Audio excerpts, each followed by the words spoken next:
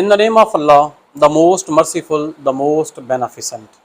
अल्लाह के नाम से आगाज़ करते हैं जो परवरदिगार अजीम परवरदिगार है, जिसके कब्ज़ा कुदरत के अंदर हमारी जान है। दरूद पाक हज़रत मोहम्मद मुस्तफ़ा सल्लल्लाहु अलैहि वसल्लम की ज़ात पर, जो अशरफुल मखलूक़ात में भी सबसे बालातर हैं, जो वजह तख्लीक़ कायनात हैं, जिनके शाफ़ी होने का हमें यकीन है, और क़यामत वाले दिन जिनके हाथों से आब कौसर पीने की हमें उम्मीद है। मेरे दोस्तों, आज हम बात करने वाले हैं टीम के ऊपर। ग्रुप वर्क जो होता है, टीम बिल्डिंग जो होती है, ये क्या होता है, इसके एडवांटेज क्या होते हैं, टीम किस तरह से बनाई जाती है। एक बहुत बड़े दानिश्वर हैं, उन्होंने क्या खूब जुमला कहा है। उन्होंने कहा मैंने बहुत काम किया दुनिया के अंदर, बहुत कामयाबियां हासिल की मैंने दुनिया के अंदर, लेकिन अगर मैं कुछ ना कर सका तो सिर्फ़ और सिर्फ मैंने टीम बिल्डिंग नहीं की है, जिसका मुझे सारी ज़िंदगी अफसोस रहेगा। टीम बिल्डिंग है क्या चीज़? टीम बिल्डिंग का मतलब ये होता है group of people with sufficient skills, alpha यानी लोगों का ग्रोह जिनकी महारतें हों, मखसूस किस्म की महारतें हों, और उनका पर्पस जो हो वो एक हो, विद द कॉमन पर्पस। ऐसे लोगों का जो ग्रुप होता है, ऐसे लोगों का जो मजमुआ होता है, ऐसे लोगों का जो टीम होती है, ऐसे लोगों का जो ग्रुप होता है, उस ग्रुप को हम टीम कहते हैं। टीम बिल्डिंग क्या है? टीम बिल्डिंग एक ऐसा प्रोसेस है जिसमें टीम के तमाम अफराद कलेक्टिवली काम करते हैं, जिसमें मल्टी डायरेक्शनल लोग होते हैं, मल्टी डायमेंशनल लोग होते हैं, मल्टी पर्पस लोग होते हैं, लेकिन उन तमाम लोग जो होते हैं वो स्किल्ड होते हैं, वो उनके पास स्किल्स होते हैं काम करने के। वो ऐसे लोग होते हैं जो एक ही किस्म की महारत रखते हैं, अगरचे उनके पास जहन मुख्तलिफ सिमतों का होता है, मुख्तलिफ जहतों का होता है, लेकिन महारतें उनके पास एक जैसी होती हैं, और वो एक दूसरे से सीखते भी हैं और काम भी करते हैं कलेक्टिवली। अब टीम बिल्डिंग क्यों ज़रूरी है? याद रखिएगा, जब बेहतर रिज़ल्ट पाना है आपने, अगर आपने प्रोडक्टिविटी अपनी बढ़ानी है, तो आपको टीम के अंदर मिलकर काम करना पड़ेगा। टीम बिल्डिंग जो होती है वो इंक्रीज़ करती है क्रिएटिविटी को, इंक्रीज़ करती है डिसीजन मेकिंग को, इंक्रीज़ करती है टीम बिल्डिंग जो होती है। मैं एक इसकी मिसाल देता हूँ। आपने जो है गीज़ का नाम सुना होगा, जो जो एक परिंदा होता है, जो परिंदा आसमान के ऊपर उड़ता है। ये जो कूंज, इसको हम उर्दू में कहते हैं, जब ये आसमान के ऊपर उड़ रहा होता है तो ये वी शक्ल में प्रवास करता है। जिस तरह वी शक्ल बनती है, तो इसी तरह से प्रवास करता है। आगे उनकी नोक होती है और पीछे इसकी वी शक्ल बनी होती है। तो ये वी शक्ल के अंदर क्यों उड़ता है, इसके पीछे एक फ़लसफ़ा कार फरमा है। अगर हम थोड़ा सा गौर करें तो जब एक गूंज जो होती है वो पर को फड़फड़ाती है, तो उसके जो प्रेशर से, उसकी जो हवा के प्रेशर से, दबाव से दूसरी जो गूंज होती है उसको एनर्जी मिलती है, और उसकी जो एनर्जी होती है वो उसको उड़ने में मदद देती है।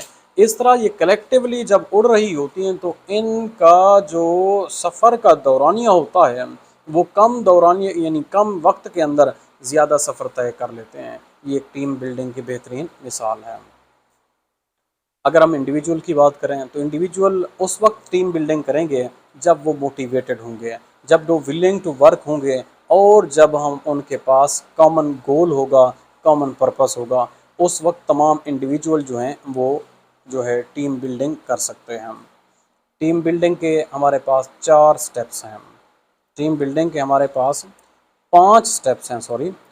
टीम बिल्डिंग के हमारे पास 5 स्टेप्स हैं, जिन स्टेप्स पर अमल करते हुए हम टीम बिल्डिंग कर सकते हैं और बेहतरीन किस्म की टीम बना सकते हैं किसी भी कॉमन पर्पस को, कॉमन गोल को अचीव करने के लिए। वो 5 स्टेप्स कौन कौन से हैं? इसमें जो पहला स्टेप आ जाता है उसे हम कहते हैं फार्मिंग। इसका मतलब होता है डायरेक्शन देना। इसका मतलब होता है डायरेक्शन देना। एक बंदा जो लीडर बनता है, लीडर जो होता है वो दोस्तों को डायरेक्ट करता है, उनको बताता है कि ये टास्क हैं, इन टास्क को हमने क्या करना है, कलेक्टिवली परफॉर्म करना है। तो फार्मिंग यानी टीम बिल्डिंग के अंदर जो पहला स्टेप है फॉर्म करना, फार्मिंग से निकला है। उसमें डायरेक्शन मिलती है कि फ़लाँ फ़लाँ टास्क के ऊपर हमने काम करना है, फ़लाँ फ़लाँ इश्यूज़ हैं जिनको हमने टैकल करना है, और इन इश्यूज़ को टैकल करने के लिए फ़लाँ फ़लाँ किस्म के हमें बंदे चाहिए। इस तरह से कलेक्टिवली एक टीम बना लेते हैं। उसके बाद जो दूसरा स्टेप होता है उसे हम स्टॉर्मिंग कहते हैं, फॉर्मिंग, और दूसरा स्टेप जो होता है उसे हम स्टॉर्मिंग कहते हैं। स्टॉर्मिंग का मतलब होता है कोचिंग करना। टीम लीडर जो होता है वो बताता है, क्या बताता है कि आपने किसी भी एक्शन को किस तरह से परफॉर्म करना है। कोई भी इशू है उसको रिजॉल्व कैसे करना है, कोई भी कॉन्फ्लिक्ट है उसको आपने रिजॉल्व कैसे करना है, कोई भी मसला है उसका आपने सोल्यूशन कैसे ढूंढना है, कैसे एक दूसरे के साथ कोलैबोरेट करना है, कोलैबोरेट करने के बाद आपने उसके नतीजे पर कैसे पहुंचना है। ये स्टॉर्मिंग का प्रोसेस हो जाता है। जो तीसरा प्रोसेस हो जाता है उसको हम नॉर्मिंग कहते हैं। नॉर्मिंग का मतलब होता है सपोर्ट करना। जब तक टीम एक दूसरे को सपोर्ट नहीं करेगी, जिस तरह मैंने पहले ही मिसाल दी है, गूज जब एक गूज दूसरी गूज को प्रेशर प्रोवाइड नहीं करती, उस वक्त तक वो high above the sky flight भी नहीं कर सकते और कम वक्त के अंदर ज़्यादा सफ़र भी तय नहीं कर सकते।